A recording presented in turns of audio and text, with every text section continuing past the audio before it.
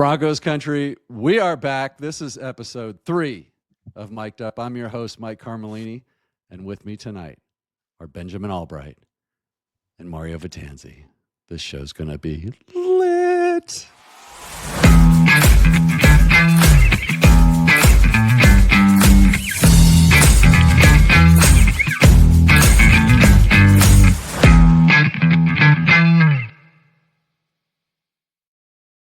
Gentlemen, Benjamin Albright, Broncos country tonight, 850 KOA, and Mario Vitanzi from the Practically Palatial Studios at Let's Talk Broncos, altitude adjustment, Engage 8.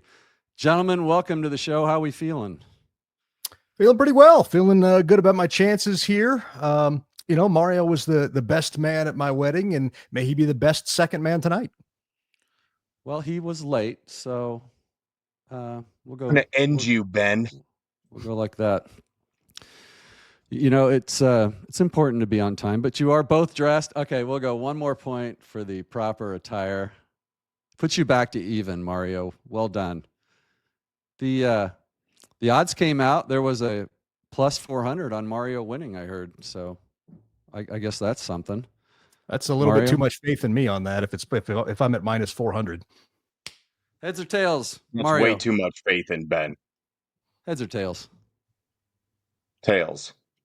Tails never fails. All right, you're first. Gentlemen, here's how the game works. I make it up as I go because I don't really know what I'm doing. And since neither one of you have ever watched this show, this should be fantastic. We start with what's called the State of the Union.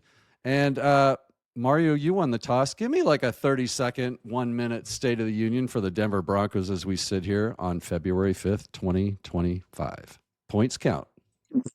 Broncos, I think, are exactly where every fan should want them to be right now, mostly because they so far exceeded the expectations that were put forth going into the season. Now, I'm with Ben a little bit when I say that I don't have full faith in Sean Payton. He's going to have to show me something. This past year was kind of like he's building everything. He's getting all of his guys in place. He's laying the foundation. And again, they exceeded the expectations.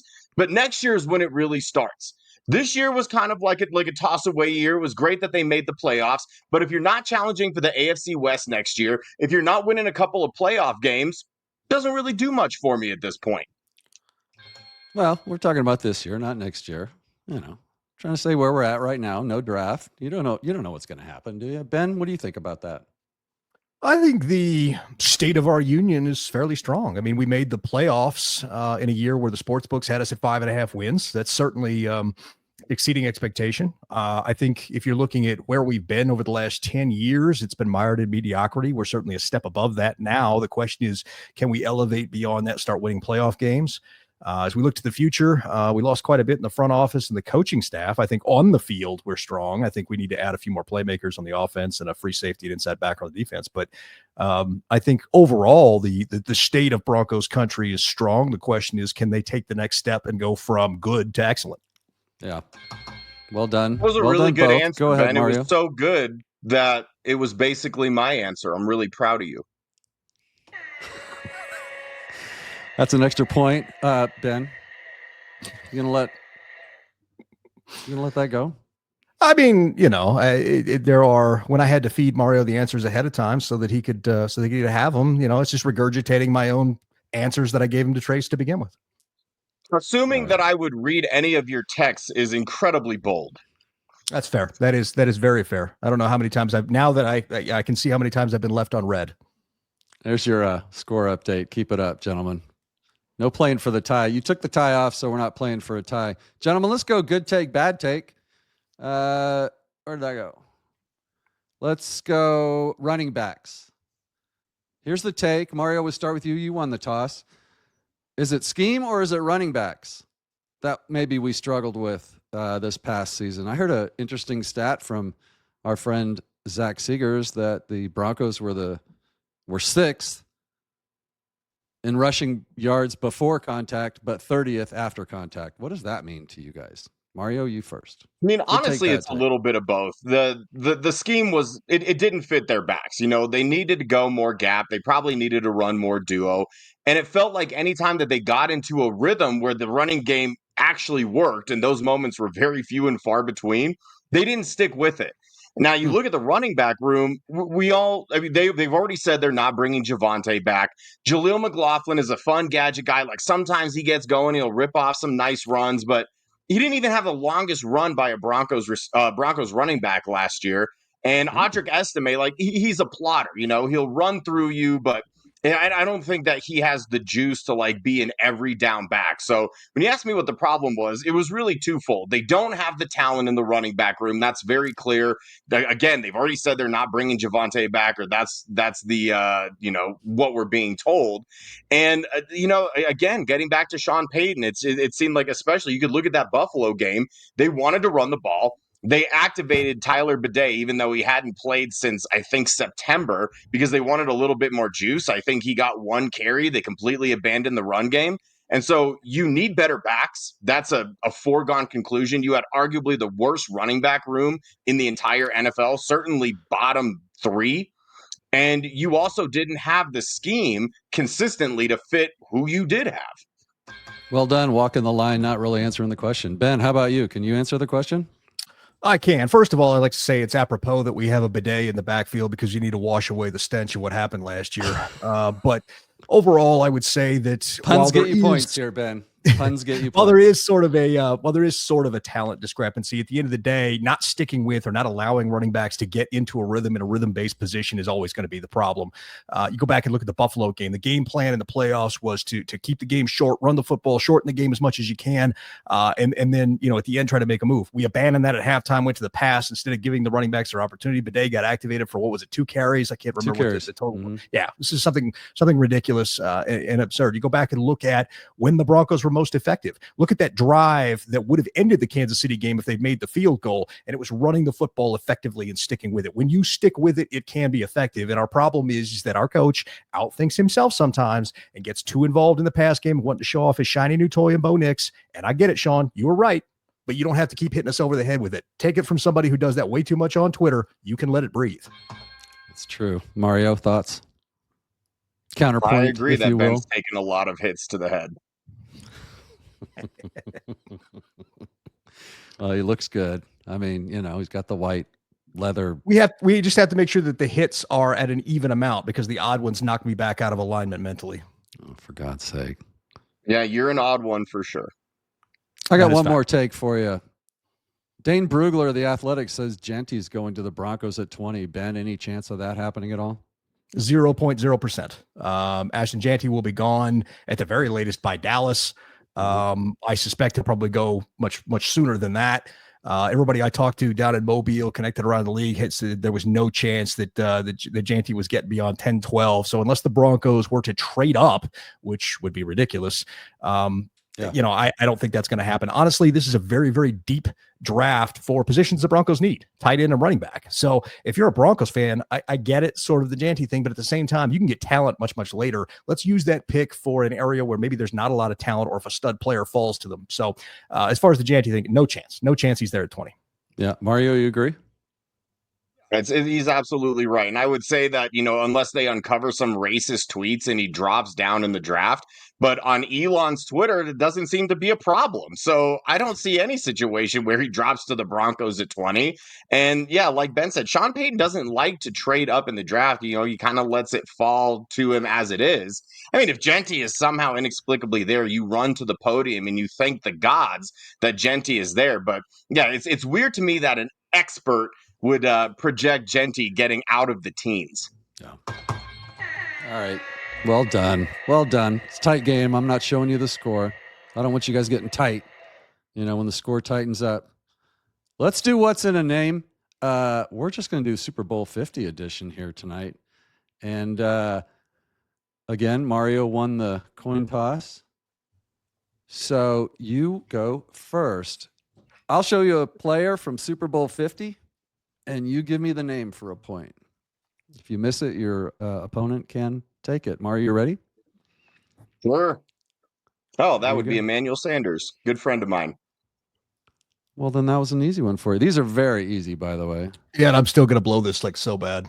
Ben. Am I still going? No, Ben. Oh, I legitimately can't see through the face mask there. What the hell? You see his whole body. Oh, sorry. Well, yeah, not on my don't you screen. recognize his body, Ben? Not on my screen. What is that Todd? Is that Todd Davis? My God. We gotta start a GoFundMe for Ben's home studio equipment. Yeah. I don't know what to Do I do. get I'm the looking at it like steal? cut off. This segment might be done because Ben can't see anything but a face. That sounds like excuses. That's very clearly Brandon Marshall, the about now? linebacker, not the receiver. What about Extra now? points for Mario there. Can you see it now? Oh, yeah. Now I can. All right. Well, it doesn't help you now because he already stole it. This one's for you, Mario. This is like when you score at the end of the half and you get the ball first. Mario, here's your chance to really make a difference here. Here we go. Yeah, that would be Derek Wolfe. Thank you. It would be, Also a and it good still friend of is. mine. Little super on easy. the crazy side, but still Yeah. a good guy. Yeah. Don't hold it against him. Ben, you're up. All right. Let's see. Who this ninja? Well, that's 43, and I have no recollection of who 43 was. So I'm going to lose that. Would you This like is to like steal? if Tyson fought an infant. That's TJ Ward. Oh, yeah, Ward it it is. I should know that. I had him on the show the other day, too. Now he's going to be pissed. Was he wearing his jersey? He was not. See, that's why you didn't know. So I cycled the numbers out. I mean, how many years has that been? What, 11 years? Mario Vitanzi. This is history. That would be wide receiver number 5, Andre Caldwell. Oh, well done. This is turning into. I was A hoping slaughter. for a tie and a rematch, and it's looking like a runaway victory here. All right, Ben, I will be shocked if you get this one.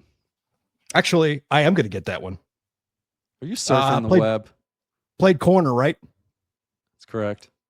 Give me a second. Lorenzo Doss. Lorenzo Doss. I didn't think you'd get that one. Well I'd have to done. dig on the number, man. I'm sitting there like, It's crazy. TJ Ward is off the board, but you sure got Lorenzo Doss. well, which 37 is a number that Of not too many all the people like. ones That's for Ben all to the get ones right you against remember. Lorenzo Doss. Like, it's so bad that when I put Lorenzo on there, I made a note on my little cheat sheet that it was Lorenzo Doss in case by the time we did the show, I already forgotten his name again from when I knew it. I'm having to jog the memory on like what numbers were 11 years ago. All right, here we go. Down the road, Mario. Oh, Who that's dat my ninja? guy Beans, Benny Fowler, baby. The Benny guy, dude that caught the last catch ever from Peyton Manning. 2-point conversion, I believe, right?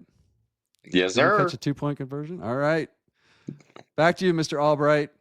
You better get this one. It's 26. I have no idea. On 26 would have been, He's surfing his phone, isn't he? let's see, CJ was 22. 26. Who was 26 that year? Is that Ronnie? No, that's not Ronnie Hillman. I deduct a point for that. Mario, who you got? Thank you. Yeah, that's Darian Stewart. It Yep, is there you go. Darian Stewart. How did Last you get chance. Lorenzo Doss? He's like the only one to wear 37. That's why. Like, you know how many Seriously. people have worn these numbers? He must have wore like funny jackets or something. You know, there's a reason you remembered him. Lorenzo Ben. Doss was about as good at football as Ben is. That's a pretty low bar to clear. Albright, would you like to take a stab at this young gentleman on the screen now? Oh, you asking me? I'm sorry. Yeah, your name's Ben, correct? Oh, I thought you said Mario. I thought we were alternating. We did. Oh, well, I don't know. I know who that is by the number. That's Malik. It is Malik. Hey, you just got your first point in like an hour. I got Well Lorenzo done. Doss. I should It get was 2 an hour points for ago. that. Mario Vitanzi. Oh, I know that one. Oh, that's Shane Ray. Yep. Well done. You're like Another my friend mom of when mine. you're like my mother when we play Trivial Pursuit. She always knows the questions that, are being asked to somebody else, but never the ones that are being asked to her. Yeah. All right. Well, that was a complete crap show. Let's move on from that. I don't even want to update the score. We're going to go into true or false. Mario, let's start with you. The Broncos are going to bring back Stidham, and they're going to let Zach Wilson go. True or false? Yeah, there's already been reports that Zach Wilson's not coming back, and I think it makes sense. Like, I don't know why Zach Wilson would want to come back. You know, you're firmly planted as the number two. Zach Wilson's still a young guy. I think, you know, he showed maybe enough for another team to give him an opportunity, maybe go somewhere in a quarterback competition and have a chance to start again. As Right. I know Sean Payton really likes him. I think as long as, you know, the price tag isn't too insane, that they go ahead and they go ahead and re-sign Stidham maybe to a 1 or 2 year deal. I could also see him bringing in a quarterback like late in the draft. Yeah.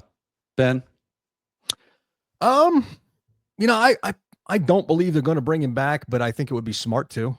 I think if you can get him on the cheapest deal possible, but bring both him and Stidham back, you showcase him in the preseason. And if he looks like he's on fire, you got a tradable assets you pick up some draft picks off of. So I think it would be smart to. Right now, I would say 60-40, they don't, but I think it would be smart to. Yeah. I think that Stidham probably makes the better backup quarterback for Bo. Right. You know, you don't want a guy with that kind of talent being your backup. That's gotta, I don't know, for a young quarterback, but and I don't see him keeping three of that caliber. But No. yeah, I like what Ben said about bring him in, showcase him, and see if you can get a. Yeah, if you bring him back, you're solely bringing him back to try to trade him. Okay. Well done. Well done, both. It's not quite the blowout it was before, but let's be honest, it's kind of a blowout. Ben, you got some work to do here, buddy. We're gonna pull you out. Ben, let's start with you. All right. Free agency draft last year. You were at training camp. Who pleasantly surprised you last year on the team? At training at Devon Villay, when he came, there was, when he was drafted, I was like, okay, this is one of those picks where we're getting an old rookie wide receiver, that kind of stuff. And then you watched him play and he balled out the entire time to the point where I am now oversold on him relative to the rest of Broncos country. I'm fine letting Cortland walk and letting Devon Villay be the starting X next year. And I know everybody says that right now, but I'm telling you, man, I've seen this guy in practice. So you would have seen him more throughout the year if it hadn't been for the cracked ribs. At the end of the day, that's probably the guy that I'm sitting there saying that guy far outpaced anything that I thought. Cody Barton maybe a little bit as well. I mean, for as Josie Jewell like athleticism as he has, I thought that he did really well. Got a couple of picks this year. I thought he played above the level that he's played at other places in previous years. So those would be the two I would say. Yeah. Mario, what about you? Anybody pleasantly surprised you last year? Oh, absolutely. And this was a guy who really flashed during training camp and no one really knew who he was. Stuck around on the team, ended up having a, really big impact. And a guy that Patrick Coyote and I have been on for months, and that's Dondre Tillman. I mean, you want to talk about a dude who nobody knew about, and he was technically a rookie, even though he had played 3 years of professional football in the USFL and the UFL, three-time champ as well. Comes to the NFL, and the reason that he was in the USFL in the first place, small school guy, graduated in 2020, no combine, no workouts, nothing like that, so nobody knew who he was. He dominated spring football for 3 years. He finally gets a chance in the NFL. He had one of the best sack rates in the entire league, and he was technically a rookie. I mean, and these are the kind of players it's nice to find guys in the draft. It's nice to hit in free agency. But when you hit on a guy that plays spring football, I mean, those findings are very few and far between. And you had down the stretch in the really important games, Dondre Tillman was getting a sack a game and he was getting consistent pressure. And that's not an easy thing to do when you are a backup edge rusher. When you're an edge rusher, you really need to get in a groove. You have to find your rhythm. There's a big reason that they ended up trading Baron Browning. He was a big time rhythm guy where he kind of has to get going in order to have an impact. And Dondre Tillman kind of gave you that luxury of not needing to get going. When he was on the field, he was making plays. Yeah, well done. I agree. I thought that guy looked like somebody Harbaugh would like to have. I don't know, for some reason, he just kind of looks like a Harbaugh guy that he would pull out, just a beast. And somebody said that he had played, by the end of the season, he had played 20 games straight or something like that with the spring league or something. That's just crazy. It was 25 straight games. I mean, he played football. The training camp in the spring league started at the end of February. He went straight through the day after that. He won the championship in the UFL. He got signed to the Broncos, had to show up for their rookie mini camp and the training camp. And then that all started immediately. He played almost every game this year. I think he missed 4 or 5 games throughout the season. But all told, yeah, he played pretty much straight through until that game in Buffalo. So like 11 straight months of football. Ben? Yeah, it's an impressive achievement. I did like seeing him. I'm a little worried that what you see is what you get as far as like his ceiling. But what an impressive way to break through on an impressive roster. I mean, you had John Cooper and Nick Benito you were competing for snaps with, and Jonah Ellis you compete with snap with. So yeah, both those guys. And then like I talked about Valet. I mean, Valet was the guy that made Sean Payton think that he could trade away Tim Patrick. So I heard whispers that you think Valet's wide receiver 1 next season. Is that what I caught wind of, or is this one? I think he could very much be the starting X. I think he could be the starting X. Sean Payton was on Kay Adams' show today and kind of intimated as much. That when he was talking about that, she kept pressing for that we needed a receiver, and he kept, Sean Payton pushed back on that quite a bit, saying, "Well, look, we got some receivers here. Devon Valet is going to surprise people. We're happy with what we got." That kind of thing. I wouldn't be surprised if they do add a veteran, but probably somebody more out of the slot and probably a lot more inexpensive type wide receiver than what you think. You're probably looking more at the DJ Charks of the world than you are looking at a Chris Godwin or anything like that. Yeah, I've heard that too. All right, well done, both of you. Before we get into the trivia run, let's get caught up real quick. Ben, why don't you tell us what's going on at Broncos Country tonight? It's you and Nick, right? Yeah. That's going to keep rolling. There's no lineup changes that we need to know about or anything? No, Seems like every other week we're talking about nothing. You don't want to make any announcements tonight while you're nothing like that. We've had nobody's watching. It's hosts. Just us girls, Yeah, just you, us, and our just between us girls. How many people's tuning in, hoping to watch me catch an L here? No, no, we're not making lineup changes. It'll be me and Nick. Now we'll have different people rotate through and guest host for me if I need to take off nights or things like that. But the crux of the show is myself and Nick Ferguson. But for people who don't know, the former Broncos safety, played for the Texans and a few other teams as well. Nick's a great guy. Love doing a show with him. He's kind of the yin to my yang. Gets to be how Nick is like always positive and everybody thinks I'm a wet blanket. So it's I think it's fun. I think we have a lot of fun on that show and get the chance to drive for once. This is the first time I've ever driven a show, so that's interesting to me. But we have a lot of fun with that, and you guys can tune in, and then of course you can always unfollow me on Twitter at Albright NFL. All right, you and Nick have great chemistry on that show. It is a really good time listening to you guys. Mario, you and Pat expanding out with another show, Engage 8. That's a big hit for you guys. What else is going on in that big brain of yours, you creative little mogul? Yeah, I mean, that's pretty much it. Pat and I do altitude adjustment every Tuesday night, 8 p.m. Mountain Time. Engage 8 was a idea that I had a while back that I kind of wanted to introduce to Let's Talk Broncos. And there were certain individuals that just didn't see the vision. So I took it upon myself to simply make it a part of my show occasionally. It's completely chaotic and it's a little bit messy, but it's a lot of fun. 8 people all talking about pretty much the same thing. It's incredibly difficult to do unless you're good at what you do. And you're saying that you are? I think he's letting the implication hang in the air. He's letting it hang, isn't he? No, but Pat and I have a ton of fun, man. Pat's someone that I've wanted to do a show with for a really long time. And honestly, for years, like the timing never really worked out. And we didn't have anywhere that we felt really comfortable, like having a show together, because we didn't want to start it from scratch. We wanted there to be a little bit of groundwork, and we wanted there to be a little bit of a built-in audience to what we were doing. And so when Zach, Joey, and Bree were kind of starting Let's Talk Broncos, and they've done such a fantastic job. And, Pat and I had done some stuff for them just to help them grow. And the opportunity kind of presented itself. And the best part about it is that I have no strings attached. And Ben knows, after doing a show with me for about a year, I have a very difficult time censoring myself and, biting my tongue with things that I shouldn't say. I mean, it got so bad that Drew Soicher's media team, if you remember that guy, or his wranglers or whoever they were, basically were trying to give me a cease and desist, and I just told them to shove it, and thankfully nothing became of it because we were on Mile High Sports and nobody really listens to Mile High Sports. My God. Pat and I we're able to just be ourselves. if you've seen the show, I think it's a lot of fun. It's completely chaotic, but then we can also turn the switch to serious. So Yeah. we had Rick Upchurch on the show last night. Obviously, we got to rein it in a little bit when you're talking to a Broncos legend. And so we tempered it a little bit. And it was more of like a professional setting. And Pat's just the perfect person to be able to do that. He has incredible range, and we just play off of each other. And I mean, really, we just show up and talk sports and have fun. And it's just shocking to me that, as many people listen to it as they do.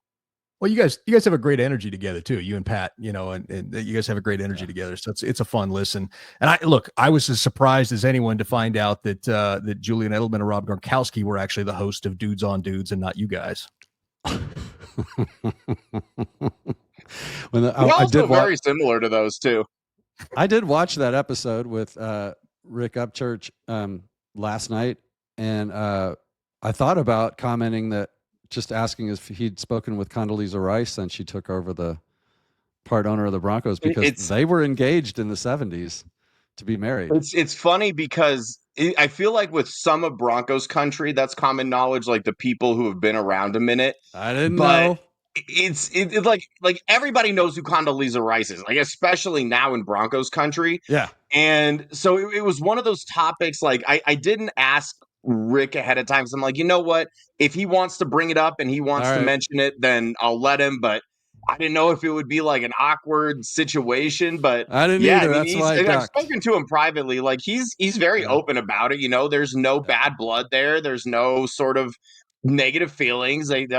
He's like, she was great, we were together, and then we weren't. That was pretty much it. So yeah, it's a fun little factoid if you didn't know that Rick Upchurch dated Condoleezza Rice back in the day. He's also very complimentary of her football knowledge. She helped him study the playbook, and she helped teach him things about football because obviously her dad, and all that kind of stuff. So it's fascinating to hear him talk about that. Yeah. And she comes off like super smart when she talks too. Some people just have that. Let's get an update on the score. What's that Not quite the blowout. Don't worry about it. You'll find it. Well, you're finding out right now on this show. Let's go into why we're all here. Let's do some trivia. This is John Elway era trivia. And who won the toss? Mario won the toss. Mario won the first. toss. Here we go. Where did Elway play his college football? Stanford University. The band is on the field. How many bowl games did he take him to? Do you know? 2. None. I didn't put it on there though, just because. Yeah, see, maybe I should have. Ben could have made up some ground here. Here's your chance right here, Ben. What team drafted Elway number 1 in the 1983 draft? It'd be the Colts. It was indeed the Colts, and there's a point for you. Well done, sir. Mario, we bounce it back to you. What year was the drive? 1987. Oh, that is so good. I'm so proud of you. It was 86 was it? season. I thought it was 86. I would have been wrong. I didn't know. But it was January 87. I would have been wrong. I thought it was 86. Yeah, you would have been 86. Did you say you would have been 86?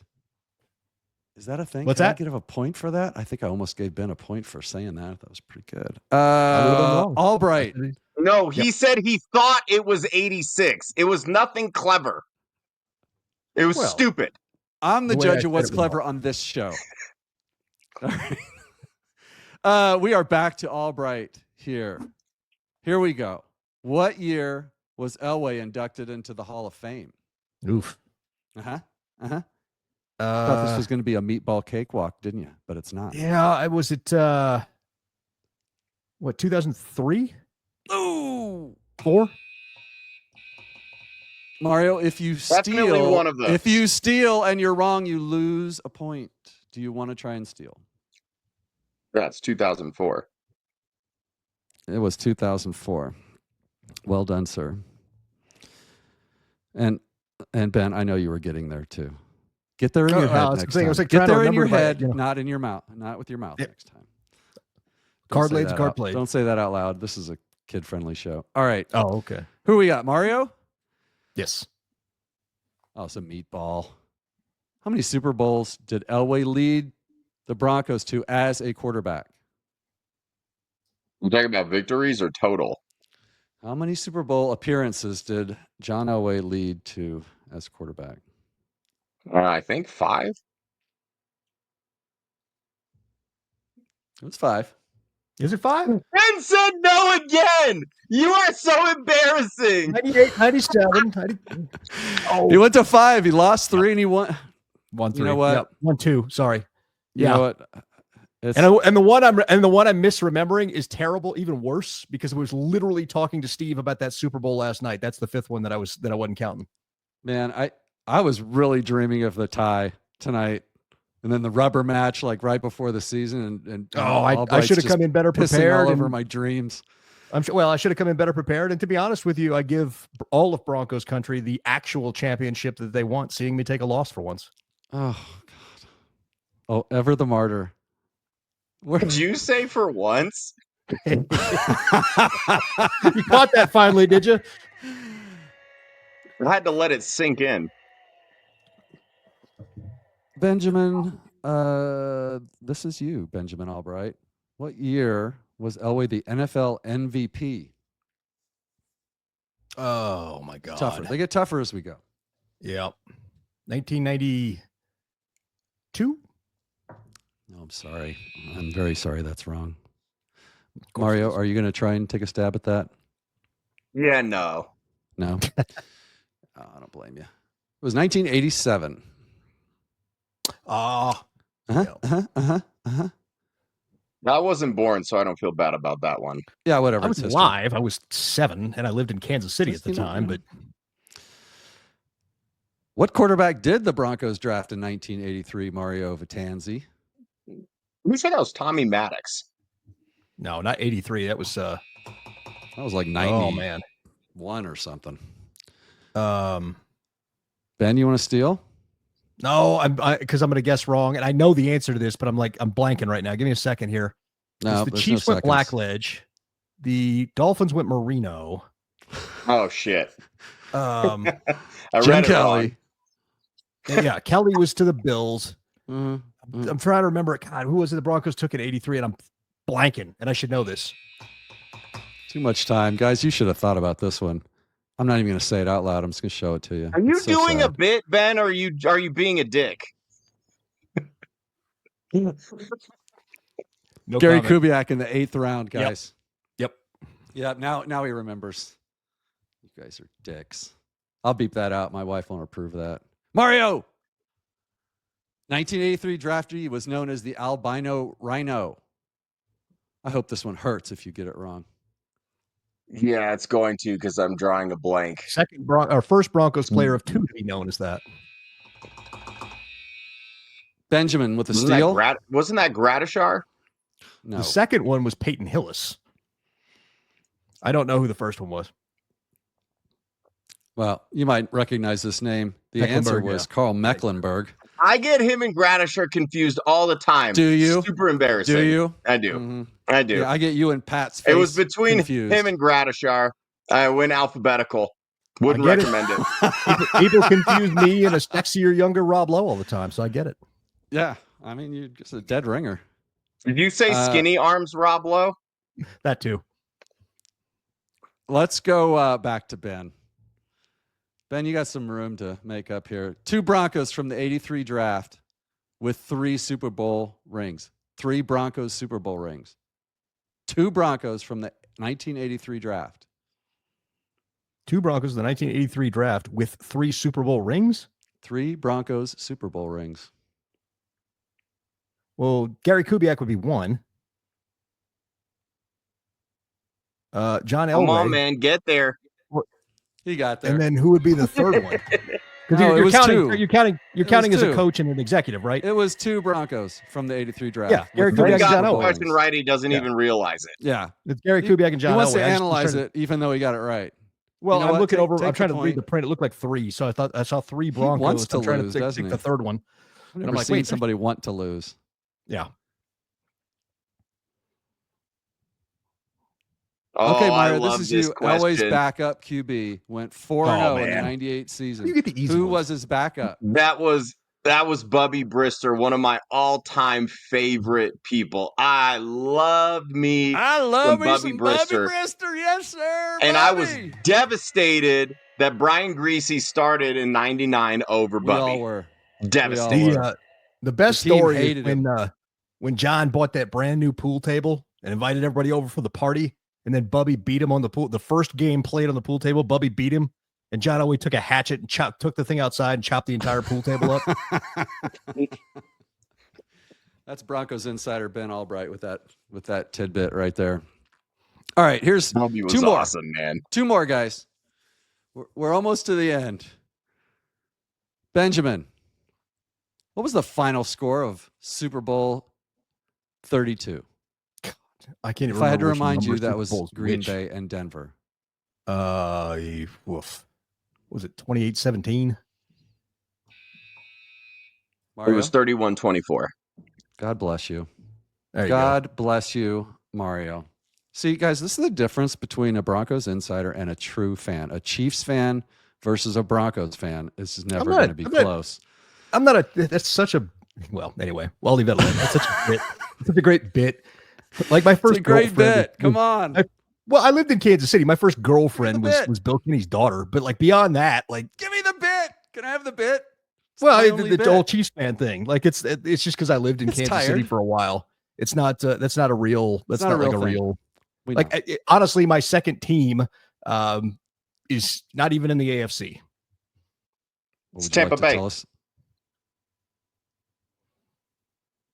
You're not going to tell us who your second team is? I think everybody knows who my second team is right now. You don't tell the people. Tell the 200 people that are going to watch this who it is. Only 200 of them. I salute our commander-in-chief, Dan Quinn. Well, we know that. Was that your team before your commander-in-chief? No, Mario was right. It was Tampa. I was just trying to throw him for a loop. Tampa. Whose question is this? I'm lost now. Mario. That's mine. What was the final score of Super Bowl 33? That was the Atlanta game against Coach Dan Reeves. I know the Falcons had 19. I'm pretty sure it was 33-19.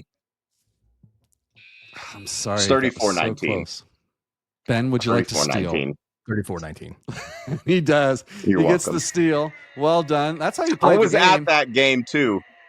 34-19. The only reason I know that is literally that's the other one. Like because we were talking about these Super Bowls last night, and I was literally talking about that with Steve Atwater. That's the only reason I know that. I would not have known that if I had not talked about that last night. I'll tell you this. I was at that game with my parents because that was the year my dad was the official chiropractor of the Broncos. They were just about to start their drive, and so I think it was after a kickoff or a punt. My dad went up to go to the bathroom and get some drinks because he's like, "Oh yeah, like I'll be back, and maybe I'll miss a couple of plays of their drive, but it'll be fine." And he missed Rod Smith's 80-yard touchdown catch. Oh no! And so he came back, and everybody's like, "You gotta leave again." They just scored. And he was really good friends with Rod. And the funniest thing is he did not tell Rod that he missed that play until 20 years after the Super Bowl. And Rod still didn't forgive him. Yeah. Rest in peace, Dr. V. He's a goat. All right, guys. It all comes down to this. Now, it's not a particularly close game, thanks to Ben absolutely throwing it. Okay, plus 400 odds. I had to take Vitanzi and throw this thing. All right, guys, let's get into the big debate here. Mario, we'll start with you. We've got Pete Carroll in the AFC West now. Quite interesting. What we had was it Andy came in 2013, and then Sean in 23, Harbaugh 24, now Pete Carroll in 25.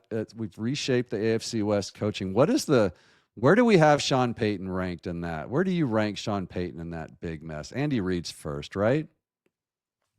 I love this question because it's going to give Ben ample opportunity to prove whether or not he hates Sean Payton. I know what I'm doing. But I'm going to go ahead and say that Sean is the second best coach in the league right now, or in the AFC West right now. Obviously, Andy Reid is first. I mean, Andy Reid is the best coach in the NFL, and it pains me to say that. But he literally made Patrick Mahomes. Patrick Mahomes is a very pedestrian quarterback. If it's not Andy Reid, argue with your wall. Sean Payton the reason that I think that Sean Payton, that I'm putting him above Harbaugh and certainly Pete Carroll right now, I think if you put Pete Carroll or Harbaugh with this 2024 Broncos team, they're not a double-digit win team and they're not a playoff team. And I think it's as simple as that. I don't agree with a lot of what Sean Payton does, and I think that there's still a lot that he can do better. Sure. But considering like kind of where he came in, and we already knew he wasn't a fan of Russell Wilson, even though he got a lot out of Russell Wilson, and he made Steeler fans believe that Russell Wilson could still play. And then we kind of saw how that, ended down the stretch with the Pittsburgh Steelers. Every single Steeler fan turned on him. And it was all because Sean Payton fooled people into thinking that Russell Wilson was still a viable starter in this league. So as it stands right now, even though again there are things that like I disagree with, and had he done a better coaching job, that team is capable of winning 12, maybe 13 games. But I don't think that Harbaugh and Pete Carroll are doing even as well as Sean Payton did with this squad. Curious. Very curious comments. Benjamin Albright. Thoughts on the rankings of our coaches? Well, before we get to that, Pat Mahomes is a stud. He's been a stud. He was a stud at Texas Tech. He's an absolute monster. And I've been on both sides. I've been on both sides of this. I lived in Kansas City during the Elway years. I'm living in Denver in the Mahomes years. I've seen both fan bases just sit there and try to crap on greatness. I'm not going to do that. For a check down merchant, he's really good. Oh yeah, he's such a check down merchant when he has Tyreek Hill. I think that 5 years ago, get over it. I'm just saying. I think that at the end of the day, you have to ask what it is that you're ranking. Are you ranking where they are now or where they've been? Because if you're ranking their resumes or where they've been, I think Sean Payton's probably at the bottom of the list. Because if you look at Andy Reid, the number of Super Bowls, Jim Harbaugh has been to a Super Bowl, won a national championship. Pete Carroll has been to 2 Super Bowls, winning one and a national champion and several national championships. So I think if you're looking at hardware and resume to this point, I think you got to put it at the bottom. Now, if you're looking at where they are right now and going forward, I think you probably put him second or third, depending on how you view Jim Harbaugh. And I will say this, the Broncos viewed Jim Harbaugh as their number one option before they went back to Sean Payton. So at the end of the day, you're probably looking at him third in the division. But I can see an argument for second. I would entertain an argument for second. And Pete Carroll being fourth is not an indictment or saying that Pete Carroll is bad. If I say that, Pete Carroll is going to make the Raiders better. We need to watch out for that this coming year. Like the Raiders are going to be better. I'm not saying they're going to be great, but they're definitely going to be better. So I think if you rank what they've done, you rank it Andy Reid, Pete Carroll, Jim Harbaugh, and then Sean Payton. If you rank where they are right now, I think you're going to get Andy Reid, and then you're, wherever you are on Harbaugh and Payton, and then Pete Carroll below that. Where you? What has Jim Harbaugh done in the NFL? And Payton then? What has Jim Harbaugh done in the NFL? He took a Colin Kaepernick-led 49ers team to the Super Bowl 3 years after they were in the doldrums of the Mike Singletary grabbing his junk era. Like the 49ers were so bad before Jim Harbaugh got there and so bad after he left that should tell you what an impact he made on that team. Yeah. Mario, what are your thoughts on what Ben said? Well, it sounds like he didn't actually answer the question, although he did a fantastic job the Niners of playing. The Super Bowl. He did a no. The question of like, is he 2 or 3? And he's like, oh, it's up for debate. Well, yeah, that's it depends on the framing of the question that we're asking. So yeah, I put him Rank at 2. Him 1 through 4. Ben puts him at 2 through 4. So that's my statement. I said if you're ranking the resumes, you put him at 4. If you're ranking where they are now, you put him at either 2 or 3, depending on. You put him at every position except for number 1.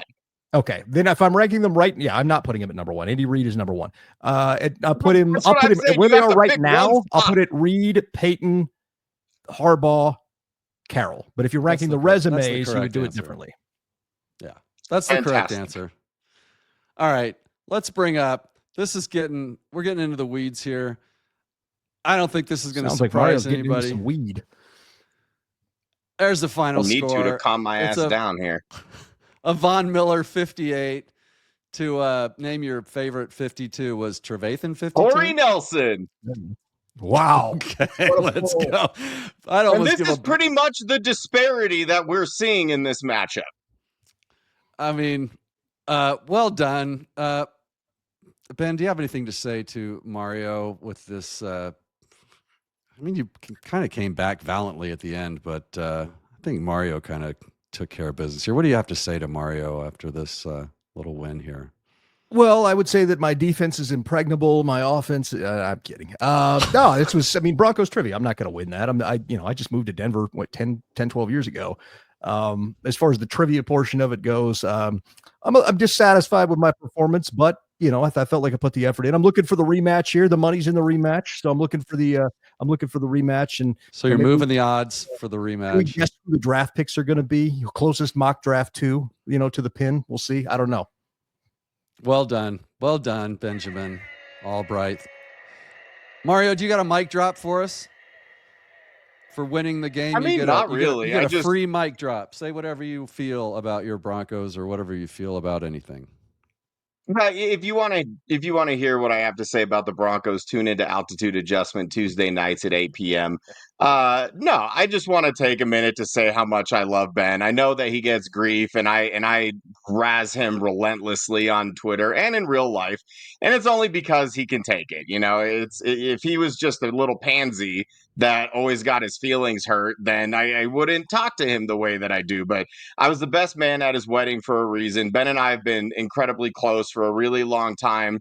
I was his first co-host in radio. You could say I popped his cherry. And honestly, Ben's been chasing that high ever since. And, every once in a while, we do get to rekindle the flame. But unfortunately, he has to settle for, lesser talent. And that's okay. Sure. Because Ben is so good at what he does that he can make whatever it is work. But it will never work as well as it did with me. They say you never forget your first time, and I know I won't. Oh my gosh. Well, gentlemen, You weren't so my thankful. first, but I still enjoyed our time together. Thank you both so much for coming on.